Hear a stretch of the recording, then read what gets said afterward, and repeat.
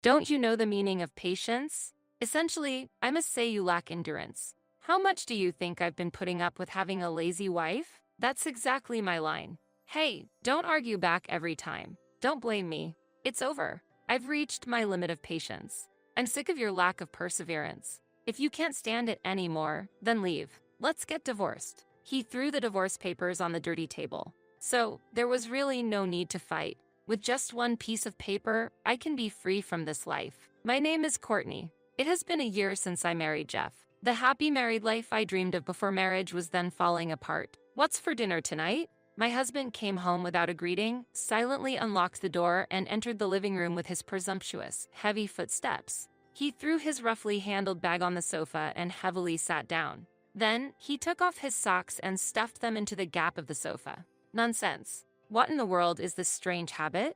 It would make the sofa smell. Hey, I'm asking what's for dinner. Those socks. Huh?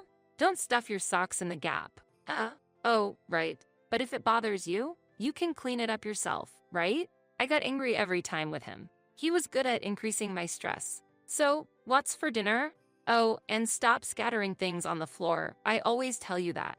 My husband pointed at a single receipt on the floor. I don't remember dropping it, but when I leaned over to pick it up, my husband sneered. I really don't understand leaving things on the floor. It shows how messy you are. I stopped reaching for it. Can I ask a question? Yeah, what? My husband made an obviously annoyed face. But I didn't care. What's the difference between leaving things on the floor and leaving used socks in the gap of the sofa? What's the difference between the floor and the sofa? Why is it wrong to leave things on the floor but okay for the sofa? It's the same action of leaving things, so why do you say they're different? What? Don't shift the blame to me. I'm not blaming you, just questioning. And according to your philosophy, the person who notices should deal with it. You found the receipt, right? So, why don't you pick it up? That's. Also, it's your turn to cook tonight. Why are you asking me about the dinner menu? Hey, I've been wondering since we got married, are you really Jeff? You said we would share household chores before we got married, didn't you? Did you forget? Or were you abducted by aliens and got replaced? If so, we need to rescue the real Jeff. So, who are you? And who's preparing dinner tonight? All right, I'll prepare it myself. He sighed deeply. Courtney, you've changed. With a look of exasperation, he continued to sigh. Every time he chopped using the knife, he'd sigh. Every time he lit the gas range, he'd sigh. He was really irritated by everything. Hey, where's the small pot? His new strategy, as I ignored his continuous sighs, was to keep asking where everything was. It's in the cabinet under the gas range. Where are the carrots? In the fridge, in the middle of the vegetable compartment. Where are the onions? Next to the carrots. Where's the oil? On the shelf under the gas range, on the right side. And the salt? On top of the gas range, in the seasoning rack, the second one from the right. Hey, can you help me? If you help with my tasks, I'll help you. I don't remember you helping me when it was my turn. If you want help, show some willingness to cooperate first. He looked dissatisfied, and in his anger, what he ended up making was stew with undercooked vegetables. There was neither rice nor bread, just the stew. Furthermore, while I ate from a small plate, Jeff proudly placed a large plate of stew in front of him. His smug expression exuded a trace of spite. Thank you. Let's eat. I said grace for the meal and quickly finished it. I cooked, but if you're not full, make something yourself next time. Haha, okay. I cheerfully moved to the kitchen to start preparing pasta, but the filthiness of the sink dampened my spirits. This is always how he is. Even if he reluctantly cooks, he never cleans up afterward. That burden is always on me. With renewed determination, I quickly finished cooking and ate in front of Jeff. It took me about 10 minutes to cook. Jeff's stew remained untouched. In the silence, after finishing my meal and returning from the bathroom, I saw Jeff picking garlic slices from the plate I had washed. I'm tired of this vulgarity. Before we got married, he was kind and cool. Initially, he was my superior at work and my mentor. When I made a mistake with an order, causing trouble for a client, and was being sternly scolded by my boss, he stood up for me. The moment he boldly protected me in front of everyone watching felt incredibly supportive. Our relationship evolved into romance, leading us to the present. But his casual remarks gradually cooled my feelings. At our wedding after party, a tipsy Jeff became talkative. When did you fall for me? He asked, and I initially wasn't sure which moment he was referring to. There were many charming moments, so I was smitten with him. You thought I was cool when I defended you in front of everyone, right? Actually, that mistake was my fault because I forgot to communicate something important, he revealed, and I felt utterly disillusioned. Following his words, the room fell silent, with everyone giving awkward smiles. The only one laughing heartily was Jeff. A colleague commented that it might be the alcohol talking, but I wasn't convinced. They say one's true feelings emerge when drunk. Just 1 week after the wedding, Jeff's true nature became apparent. He didn't keep his promises. They were all talk, and he stereotypically assigned household chores as a woman's role, revealing the superficial goodness in him had vanished. I thought of divorce as an option, but since it was just a week into our marriage, I was concerned about appearances. I am not inherently weak and have the courage to confront my husband. I wanted to explore the possibility of improving him. However, now, I've given up on that idea.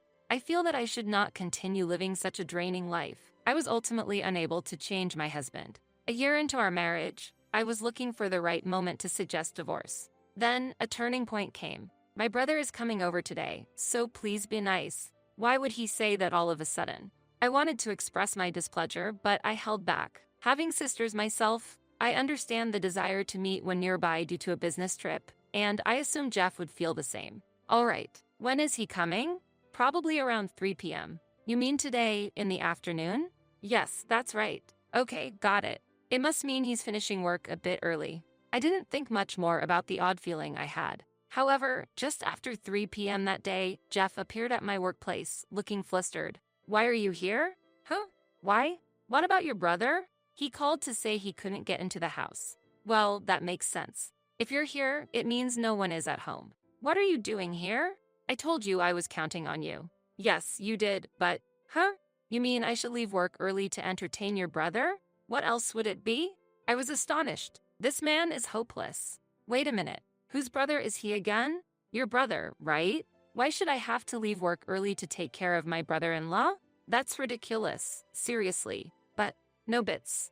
I don't want to hear excuses. You take care of your brother. It's not my responsibility. Fine. I've had enough. Jeff left in a fury. I was exhausted. Yet, the thought that this might be a step toward divorce made me feel excited. Who can stay late tonight? Before I knew it, I was the first to raise my hand. I finished work and left the company after 9 p.m. Since Jeff asked me to, I hurriedly bought some drinks and snacks at the supermarket and went home. I'm home. As I opened the door to our house, a strong smell of alcohol hit me. It seemed they both had been drinking a lot. I've had concerns about my brother-in-law's misconduct ever since we got married. He started visiting more frequently after we got married. We lost our parents when we were young. Well, somehow. This house reminds me of our hometown. It feels warm. This is a line my brother-in-law often says when drunk. Thinking our home is like his childhood home, he believes it's acceptable to make a mess and spill drinks while drunk, resulting in a huge cleaning effort after his visits. And Jeff has never once helped with this. I felt angry when various places like the curtains, living room, bathroom, and even the blanket were soiled. The cleaning was always my task. Despite this, the sight of the two brothers enjoying their time together evokes a sense of brotherly bond forged over many years. That's why I've repeatedly restrained my anger. I cautiously opened the living room door, only to be greeted by a scene of chaos. Beer cans scattered across the floor, large stains from spilled liquids, fragments of chips, and greasy fingerprints on the television, all contributing to my overwhelming sense of fatigue. Oh, the foolish wife has returned. Exactly. Brother, please tell her more. Calm down. Don't worry, Jeff. I'm here now, so there won't be any more nonsense from your wife. Is this some kind of joke? Courtney, I'll teach you how to be a proper wife, so be grateful. I'm sorry, but I'll have to decline. Don't resist. Come sit here. Looking towards the sofa where my brother-in-law was pointing, I noticed 2 pairs of socks stuffed into the gap. So this is the true bond of brothers. As Jeff said, you are indeed a presumptuous wife. We need to correct this together. I'll be living here from now on, so listen carefully, Courtney. Do you understand? What do you mean, living here? This is our family home. It's only natural for the sons to live here. Are you serious? It seemed incredulous, but he was earnest. He was saying this is unequivocally his house, which my husband simply moved into. This house was passed down to me by my parents. It's not your family home. Haha. Young people these days. Listen, by marrying Jeff, you took our family name. Don't you understand the significance of that? From the moment you married into this house, it became our family's home. I couldn't help but laugh at that statement. My laughter only infuriated my brother-in-law further. What's with that reaction? I'm the eldest brother. You should obey me. You plan to stay in this house? I strongly object. What? You. Insolent. Insolent? Do you even understand what that means? And why are you making a scene in someone else's house during the day? What about your job? I quit my job to support my brother. Oh, I see. So you were fired for incompetence, then? It's no surprise that someone like you, who has never shown any kindness even in a relationship, wouldn't understand. I get it now. What did you say? That's discriminatory.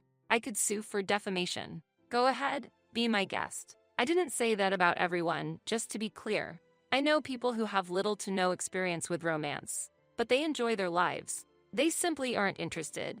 Yet they could find a partner anytime they want because they have attractive personalities. But you constantly complain about women. You want a girlfriend, but your personality gets in the way. It's truly hilarious. Who would want to learn how to be a wife from someone like you?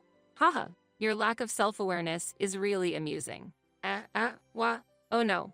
A man in his 40s started to cry. What a hassle. Stop it. Your personality is the worst. So what? Even if that's true, what's it to you?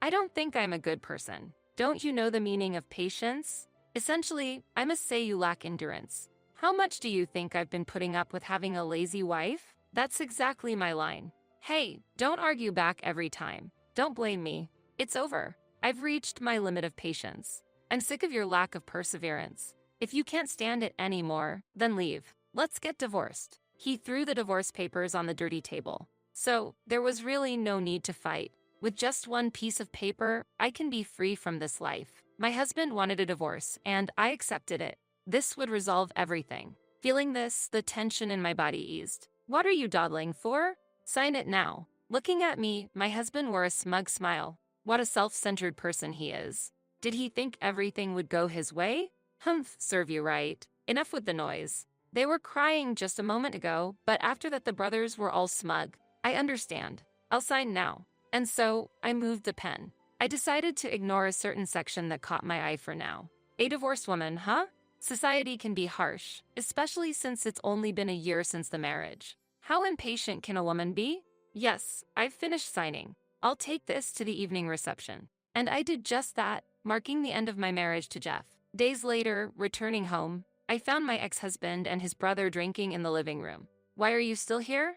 Get out. What? You're the one who should not come here. This is trespassing. No, this is my house. You're the one squatting. My ex-brother-in-law remains silent, probably not wanting to be made to cry by me again. There's no reason for us to leave. Well then, please come this way. As I shouted, a person appeared in the living room, changing my ex-husband's expression instantly. What? Mr. Stewart, the general manager?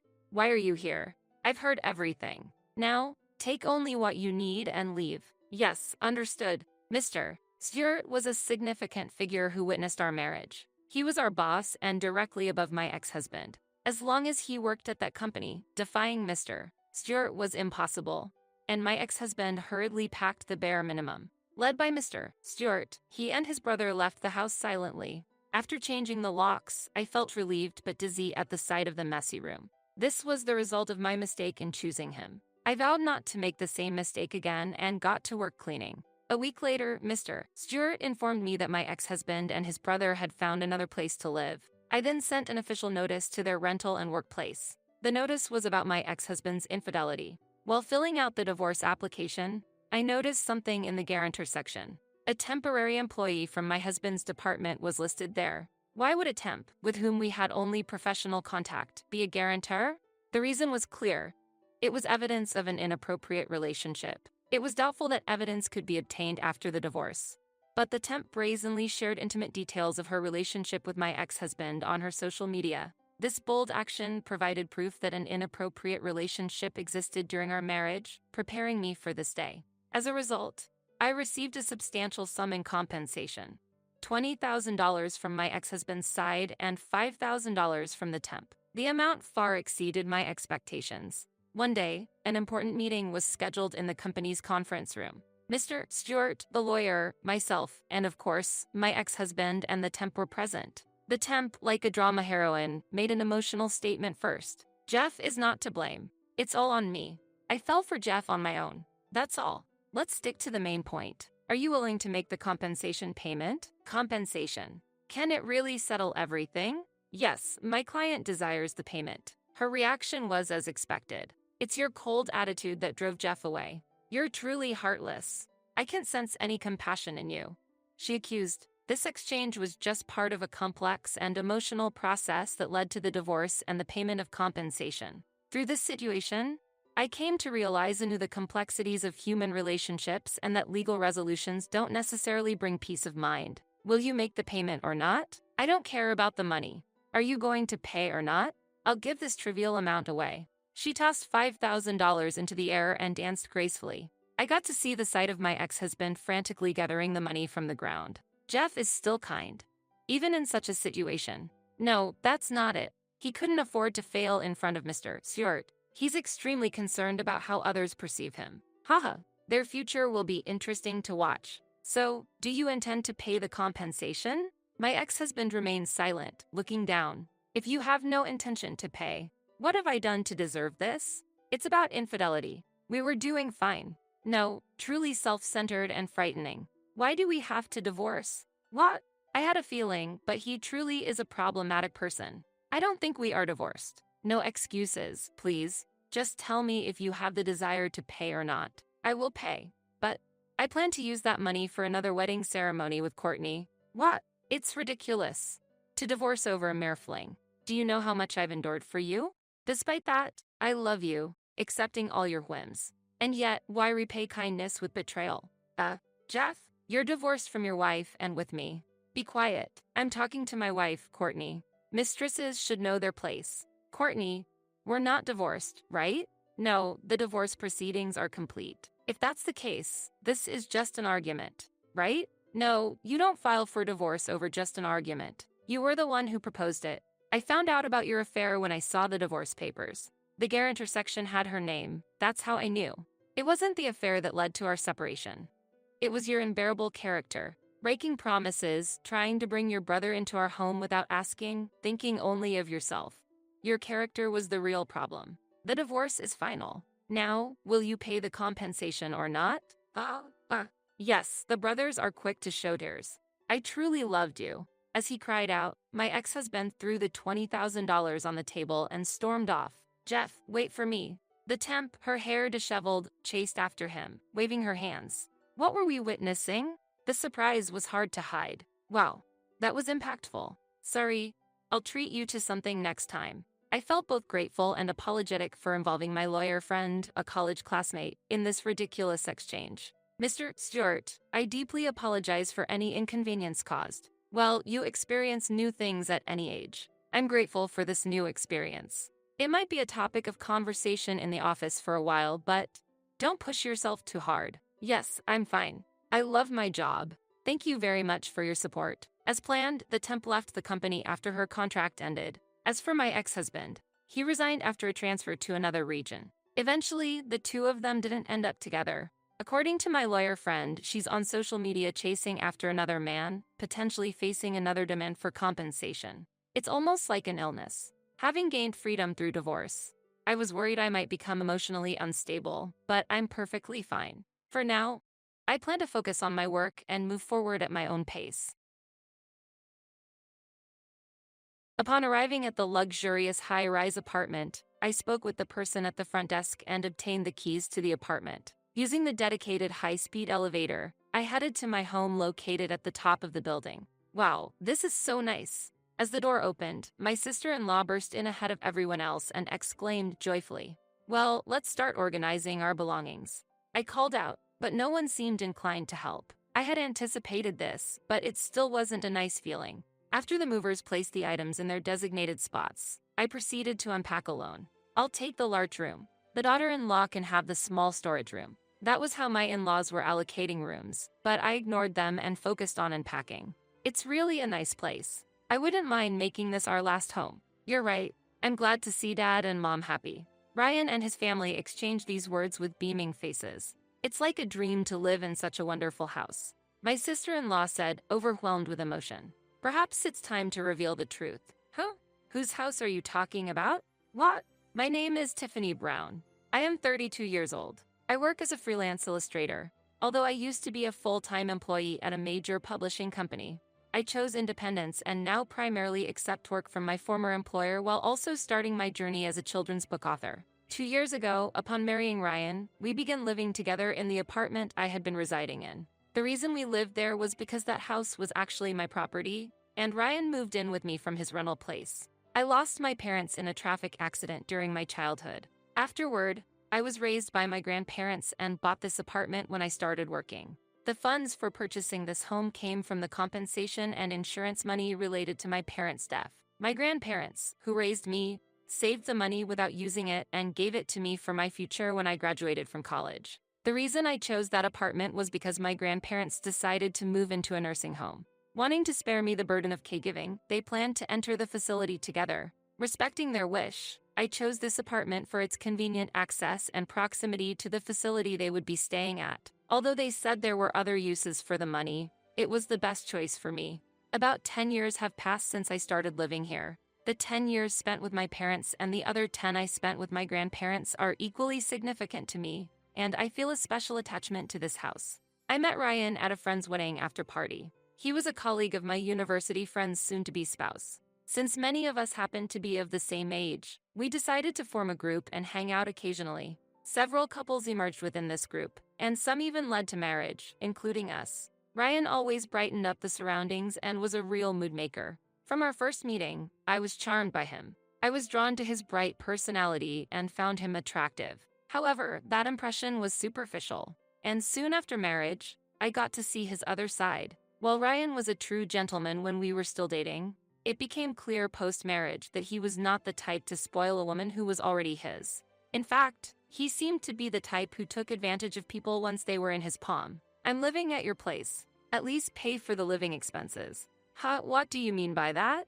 If I weren't living here, the expenses would remain the same, right? So just continue paying for everything like you've done so up until now. There shouldn't be any problem with that, right? In fact, my apartment is already paid off, and there are no remaining mortgage debts. However, living here requires maintenance fees and a reserve fund for repairs, not to forget about the taxes. And since I own a car, I'm also paying for the parking space as well. Those are costs you would be paying anyway, whether I'm here or not, right? That's true, but then it shouldn't be a problem for you to continue paying them as you have been, right? This argument might seem logical at first glance, but it's actually not. But Ryan, you're going to be living in this house too, and we agreed to share the living expenses. I'd prefer if we could split them. When I said this, Ryan retorted angrily. You're so greedy. A real money grubber. I never thought you were that kind of a woman. I was stunned by his words and left speechless. I thought that we were on equal footing in our future life together as a couple.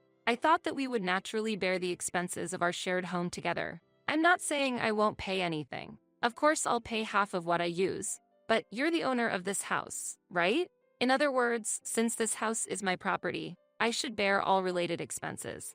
I'll cover the amount related to my expenses. So isn't that arrangement fine? Faced with that, I reluctantly accepted his proposal. At the beginning of our marriage, Ryan did contribute to half of the living expenses, but only up to the amount I requested. The electricity bill was this much this month. That's quite a bit. Aren't you overspending by working from home? I had already quit my job during our dating period and became independent as a freelancer. I work from home most of the time, occasionally going out for meetings or to see friends. It doesn't seem fair. Ryan first expressed his dissatisfaction with the utility bills. What do you mean not fair? I asked. You see, I spend most of my day outside. Why am I obliged to pay for your electricity use while you work at home? He retorted. I was just dumbfounded by his logic and couldn't find words to reply. I only use electricity for a tiny fraction of time from when I get home until I go to sleep, so I shouldn't have to pay half, Ryan argued, and after that, he indeed paid only a minimal amount. He applied the same logic to the gas and water bills. At first, I had no choice but to accept it. Although Ryan's time at home was short, the utility bills obviously increased with his presence. But it was impossible to pinpoint the exact amount of how much he was using. While I did listen to Ryan's complaints, I obliged to his arguments since he was still willing to share living expenses with me. I now realize how foolish that decision was, but at that time, I thought it was for the best. I concluded it was better to accept a little bit of discomfort and have a peaceful marital life, rather than to argue over minor issues early in our marriage. Aside from finances, Ryan remained the cheerful and pleasant person he had always been. Although the issue of money was always a concern, I wasn't financially struggling even without his contributions. I felt it was more important to spend time in peace. However, that happiness gradually became unstable. Over time again? Give me a break, Ryan complained, showing a tendency to come home late. Are you sure you're okay? I think there's a guideline regarding overwork, stating that it's risky to exceed a certain number of hours per month. The Ministry of Health, Labor and Welfare recommends not exceeding 45 hours. You don't get it at all. Those numbers are just superficial. A good salesman doesn't only work the hours shown on the time card. Ryan said this with a sneer. Tiffany, you've experienced working all night before deadlines, haven't you? Yes, I have, but that's the reality. Don't be misled by numbers, and look at the actual effort. Having graduated from an art university and working as an illustrator, I honestly didn't understand the details of sales jobs. When he stated it so definitively, I had no choice but to agree. I understand, but please, don't overdo it. Thank you, Tiffany. I'm fine, I won't overdo it. Ryan said this while warmly embracing my shoulder. I tried to find comfort in Ryan's words, believing that trusting him would bring me some peace of mind. However, the betrayals by Ryan gradually accumulated over the years. People can react to sudden pain, but they become numb when it comes to pain inflicted over a certain period of time. Ryan's accumulated betrayals had become a heavy burden, yet I spent my days tolerating it bit by bit. In other words, I was hoping for peaceful days with my eyes closed. Then, all of a sudden, a major change came along. My family will be coming over, is that okay?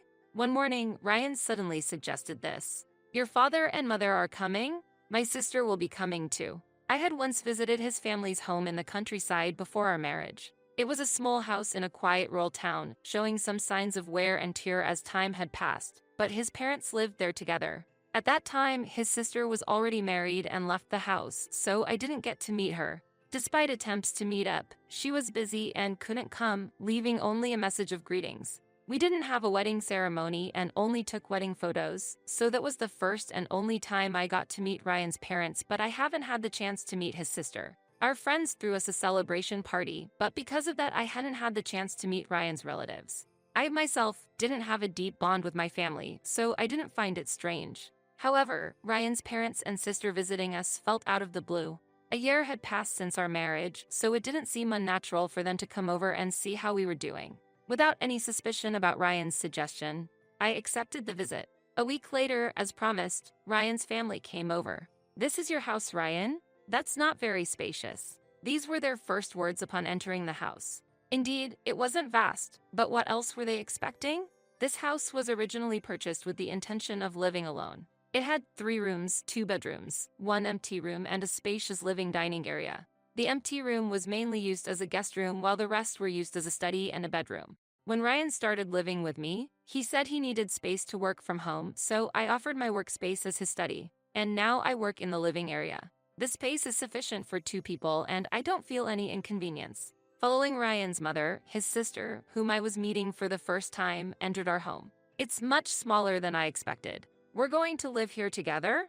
It's small, but I'd be happy if you could bear with it. There's a saying, home is where you make it. I can tolerate it for a while. Having a roof over your head is better than nothing. I wondered how long she was intending to stay here. At that moment, Ryan, with an irritated voice, gave an order. Hey, don't just stand there. Hurry up and carry in Dad and Mom's luggage. Yes, sorry. Which luggage? Expecting it to be just short-term stay luggage. Probably a duffel bag. I looked around inside the entrance, but there was nothing. Where do you think you're looking at? It's outside. I rushed to the hallway only to find about 10 cardboard boxes stacked. Why cardboard boxes for a visit to their son's house? I struggled to understand but realized I couldn't leave so many boxes in the hallway. Fortunately, none of the cardboard boxes were particularly heavy, and I was able to carry them all into the living room by myself. Since the living and dining areas are combined, there was ample space, and I managed to find a spot to stack them without getting in the way. At that time, Ryan and his family were chatting away. After you finish carrying the luggage, let's have some coffee. Hurry up, everyone is tired. Overwhelmed by the situation, I reacted to Ryan's orders before I could think. Really, what a thoughtless daughter-in-law. I'm worried about the future. I'll use this room. While I was making coffee, Ryan's sister claimed our bedroom as her own. That's fine. I'll sleep in the guest room with mom and dad. I'm happy I get to sleep together with Ryan after such a long time. Nice family time. Ryan and his family seem to enjoy themselves as if I wasn't there. Our house only has a bedroom, guest room, and the room Ryan uses as his office. Where am I supposed to sleep? And how long will this situation last? It seems that people cannot think normally when faced with situations that exceed their common sense. While I was in a daze, everything got settled. With the arrival of the in-laws began an awkward everyday life. When will dinner be ready? I'm sorry, I'm preparing it right now. You're really slow. I wonder how Ryan can tolerate such a wife. Ryan's family spent their days lounging around the house, not helping with anything. They treated me like a servant. At first, I thought I just had to endure it for a few days and played the obedient wife. However, as I overheard conversations between Ryan's family and him, it became clear that this would be a long-term situation. All of a sudden, reality hit me. To put it simply, Ryan's family had fled their hometown. This was because Ryan's sister had returned home after getting a divorce. The reason for the divorce was her infidelity. She had affairs with many people. As a result, everything came to light. She was sued by her ex-husband and the spouses of her lovers, leading to her inability to pay, and thus fled here. Ryan had previously told me that his family owned their home, but that was also a lie. The house they lived in originally belonged to his mother's parents. Ryan's parents, incapable of providing for themselves, moved in with them, and after his mother's parents died, they just stayed there. The actual owner was Ryan's mother's brother, who had repeatedly asked them to leave, but they stayed, using their residency rights as leverage. Although he wanted them to leave, he had his own residence and never forced his sister's family out, despite making requests for them to vacate. However, when Ryan's sister returned home with a huge alimony to pay, the parents suddenly decided to sell the house to raise funds. When his mother's brother found out, he was furious and considered legal action, prompting them to flee with all their belongings to our house. Those belongings were the 10 boxes I struggled to carry in that day. That was all they had. I don't know nor care what's inside those boxes, but it seems they don't contain anything of value. Overall, they came to us penniless, and they seemed to plan to depend on us for the foreseeable future. Among that family, only Ryan was different. He was good at studying, graduated from university with a scholarship, and didn't seem to belong to such a family at first glance. He presented himself as a refreshing young man, landed a job at a somewhat reputable company, and then met and married me.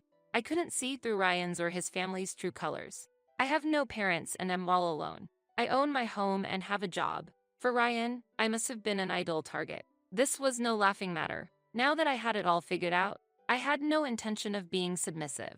I absolutely could not accept being manipulated by such a terrible family. I pondered how to resist and immediately started to take the following day. To do that, I first had to pretend to be obedient on the surface. I must not let Ryan or his family catch on to my plan. I'll let them be off their guard and then seize the opportunity. Just as they appeared out of the blue, I too will strike suddenly. While obliging to the in-laws' demands, about a week later, Ryan's sister made a request. "Lend me some money." She said this while extending her hand. She was very direct when asking for money. I was angry but decided not to rebel for now. I handed over some cash to Ryan's sister. "Is this all? Don't you have more?" It's way too sudden, so I don't have more on hand." "Then, a card will do." "Absolutely not. If I give her the card, there's no telling how it will be used. I can't lend you the card. I'll withdraw some money from the bank tomorrow, so please wait until then." I managed to placate Ryan's sister's unreasonable demand with that promise. No matter what happens, I have no intention of handing over my card. That night, after Ryan came home, he criticized me for it. "You could have just lent her the card. You're really stingy with money."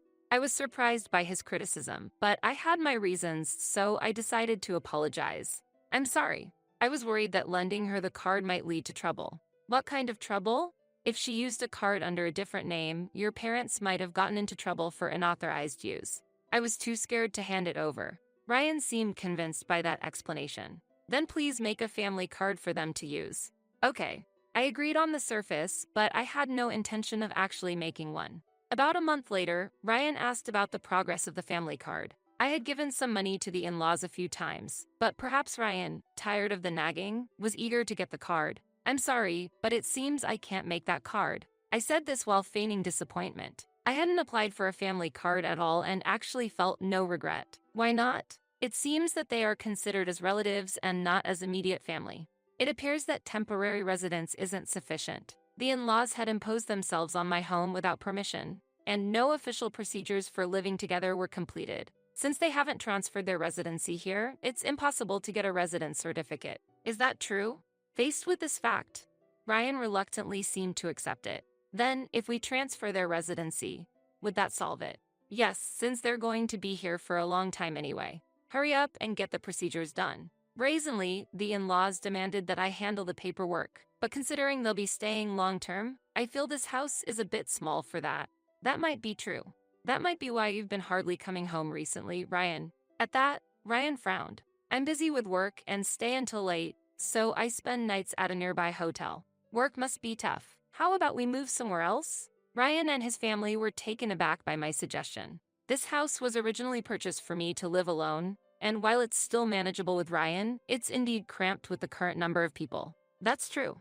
Please take a look at this. Wouldn't you like to move to a residence like this? Saying that, I presented a brochure for a new apartment in a newly developed subsidy center. It was a high-rise apartment. The brochure showed photos of an apartment located on the highest floor of the building. The spacious interior offered a panoramic view of the cityscape through large windows. How did you manage to get such a magnificent apartment? Feeling cramped in our current home, I made a bold decision. I sold this house and combined the inheritance from my parents with my savings to purchase this new place. I see. While our current home is nice, the new one is even better. Initially skeptical, Ryan and his sister relaxed their expressions when they learned the purchase was complete. You're quite something. My view of you has changed. I feel like now we can finally accept you as a family member. The in-laws also nodded in agreement, smiling. Thus, the discussion about the move went smoothly. A month later, the moving day arrived. While I felt a bit sad to say goodbye to the house I had lived in for so long, it was a step toward a new beginning. After loading the truck with our belongings, we took a taxi to the new residence. Upon arriving at the high-rise apartment and speaking with the front desk attendant, I received the keys to the apartment. Using the dedicated high-speed elevator, we headed to our new home at the top of the building. Wow, this is amazing. As the door opened, Ryan's sister rushed in first, exclaiming with joy, "Let's start organizing our belongings." I called out, but no one seemed inclined to help. I had anticipated this, but it still wasn't a nice feeling. After the movers placed the items in their designated spots, I began unpacking alone. I'll take the large room. Daughter-in-law can have the small storage room. That was how my in-laws were allocating rooms, but I ignored them and focused on unpacking. It's a really nice place. I wouldn't mind making this our last home. You're right. I'm glad to see Dad and Mom happy. Ryan and his family exchanged these words, smiling. It feels like a dream to live in such a wonderful house. Ryan's sister said, overwhelmed with emotion. Perhaps it's time to reveal the truth. Huh? Whose house are you talking about? I asked, feigning surprise. What? This isn't your house. This is the house I purchased to live with my grandparents. But you asked us if we wanted to live in such a house. Ryan's sister protested loudly. Yes, I did ask if you wanted to live here, but that was merely a question of interest, not an offer to live together. Indeed, I said that, but I never proposed living together. I can't imagine living with these people forever. I would like you all to leave immediately. I am the owner of this house. As the landlord, I am asking you to leave, so please comply before this escalates into a problem. Don't be ridiculous. Ryan, his face turning red, stamped his foot in anger. Just be quiet and obey me. This house is for me and my family. If you don't like it, you can leave. Yeah, get out. Exactly. Ryan and his family were pressuring me to leave this house. I used the wall-mounted intercom to call the concierge. Excuse me, there are intruders in my house trying to kick me out. Please come immediately. With those words, an alarm sounded throughout the room. What's going on? So noisy. Stop it right now. The security staff, alerted by the call, arrived promptly in the room. That's the benefit of living in a luxury apartment. These people are the security staff of the apartment. If you don't leave, I'll have no choice but to call the police. As the doorbell rang and the security staff inquired about the situation, the in-laws started to panic. They must have realized that my warning was not a bluff. Even though the security staff had arrived, the in-laws desperately tried to talk things over. I decided to listen to what they had to say. I wanted to know what Ryan had been telling his family. He portrayed me as a pitiable woman with no relatives, claiming that without him, I couldn't sustain myself and that it was okay to treat me like a housemaid. This testimony from the in-laws was valuable, so I decided to be lenient. In fact, when giving money to the in-laws, I had them sign a document stating the amount I gave them. To put it simply, it was a promissory note. Ryan told me I need proof that I've given you the money. Otherwise, I will be scolded. If you sign, I'll give you as much money as you need. Presented with this condition and realizing they could get money, the in-laws readily signed. Thankfully, I secured evidence of the loan amounts. Originally, I planned to get the money repaid from the in-laws, but realizing it would be difficult, I decided to make Ryan responsible and urge him to leave the apartment. You're safe for now. If you leave immediately, I'll forget about the money. But if you step foot here ever again, I'll demand the full amount of the borrowed money. As I waved the promissory note, the in-laws finally gave up and left. I'm Tiffany's husband. I have the right to live here. I won't leave. Ryan insisted on staying and refused to leave. Then, let's talk this over right here right now. Alright, let's talk. If you do anything strange though, I'll call security immediately. After expressing my gratitude to the security staff, I dismissed them for now. Why are you doing this? Do you hate my family that much? Of course. Appearing suddenly and treating me like a slave, I firmly countered Ryan. Alright, if you hate it so much, I'll ask my mother and the rest of the family to leave. But I should stay here, right? I was just appalled by his words. He was planning to abandon his family just to secure his own residence. Such a low life. No, you need to leave this place too. Why? We're husband and wife. No. I presented Ryan with a folder. What is this? Ryan's face went pale as he looked through the folder. Quite a young one, isn't she? Apparently, you've been spending several days a week together. The folder contained evidence of Ryan's infidelity. There were numerous photos of them walking intimately and entering a hotel together. Ryan had been having an affair with that woman shortly after our marriage. You planned to proceed with our divorce and move to your previous apartment, correct? That's a lie. Who told you that? I activated the voice recorder I had in hand. His lover's voice filled the room, and Ryan froze.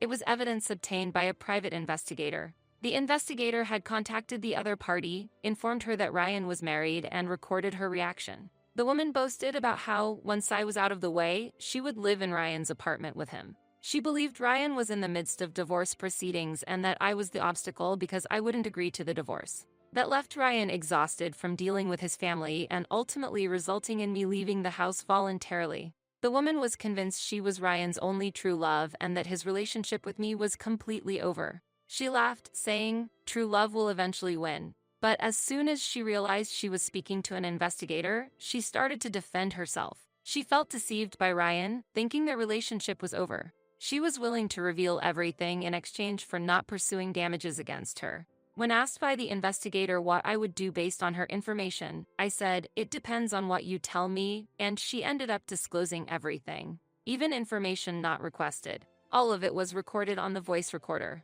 True love turned out to be quite fragile. I've got solid evidence. This could lead to a substantial settlement. Ryan collapsed to the floor, drained of strength.